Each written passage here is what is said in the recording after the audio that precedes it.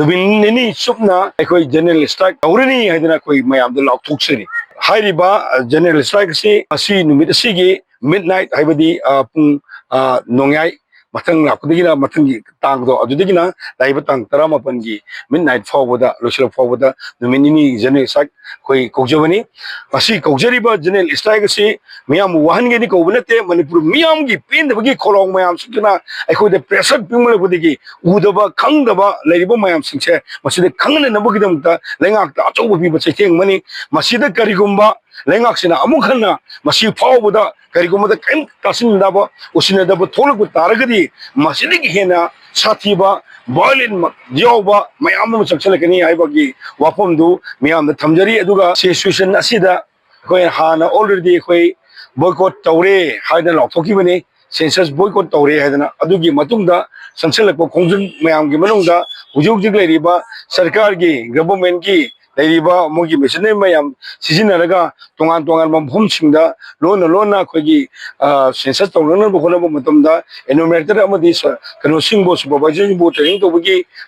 सथरी मसे कोई थिंगनबो याम कन्न होनरी यामना लाइबक थिबदी अखोइगी लमदम मसिदा लेरिबा येलो मणिपुरी सिंग मसिबो कन्ननब होनम मतमदा असौब थौदांग लौमिनसी हायरब फावबदा लेबिरिबा लेंगा की ओरिबा पिबसना करीमदा थवा साबिदबा अदुगा ngasi tang 13 नुमित असिदगी हौख्रबा अखोइगी सेंसस की सेल्फ एनुमरेशन होखिबसे मसिगी मायोक्ता हंजन हंजन हायबा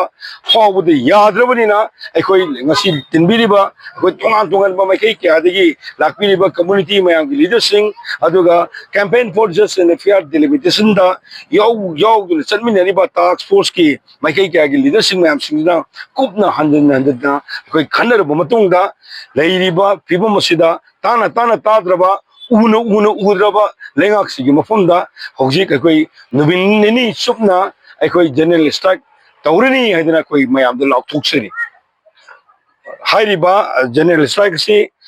नुमित मिडनाइट है पुंग नोंयाई मथंग लापदगिना मथंगी तांगदो अदुदगिना लाइब तांग 18 की मिडनाइट फावबदा लोसल फावबदा नुमिनी जनरल स्ट्राइक कोई कौजबनी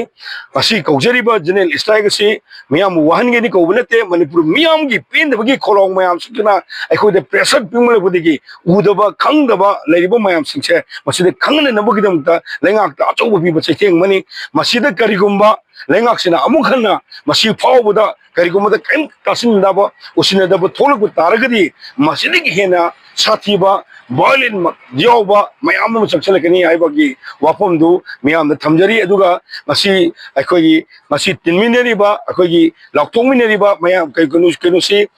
तोंगान तोंगानबा लुप मयाम गिनी हाइरिबा लुप मयाम सिंग मरुना सिंग सुंग तमदा लेमिनरिबा कम्युनिटी सिंग नागा की कम्युनिटी सिंग यावरी मैथै पांगल की कम्युनिटी सिंग यावरी अदुगा